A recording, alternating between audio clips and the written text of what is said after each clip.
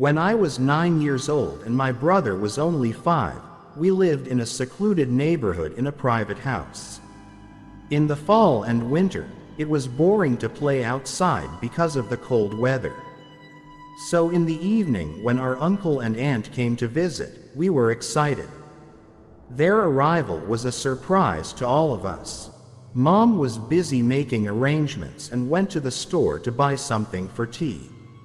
My brother and I pestered her to make sure we were going to buy sweets. I asked for cakes, but Mom refused, fearing they were too sweet. We went outside and there I began to rebel, threatening that I would not go anywhere or eat anything unless I was bought what I wanted. Mom did not give in to my threats, took my brother by the hand and left. I stayed in the yard feeling like a fool. A few minutes passed, and I realized that no one was waiting for me or persuading me. I decided it was better to follow them. When I ran out into the street, they were gone. I headed toward the store, trying to see them at the far end of the street. Suddenly I heard someone calling my name from one side street. I turned and saw my brother running toward me.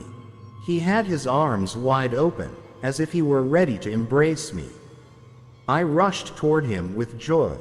But as he approached, he suddenly stopped and stood still. I slowed my steps as I approached him. Then I felt strange. My brother was wearing only a t-shirt, even though it was cold. And I saw that he was wearing the new blue Mickey Mouse t-shirt my uncle had given him. I wondered how he could be without a jacket. I was sure Mom had to be around. But when I looked into the darkness behind the flashlight, all I saw was a shadow. At that moment, I felt an unpleasant chill run down my back. My brother stood in front of me, arms spread out as if trying to take flight. His face looked strange, and there was a black nipple sticking out of his mouth. His eyes were closed, and seemed like narrow slits. I felt like he wasn't real, but some kind of rubber mannequin. I remembered the mannequins outside the supermarket that swayed in the wind, and I was scared. I tried to run away, but my movements were slow, like a nightmare.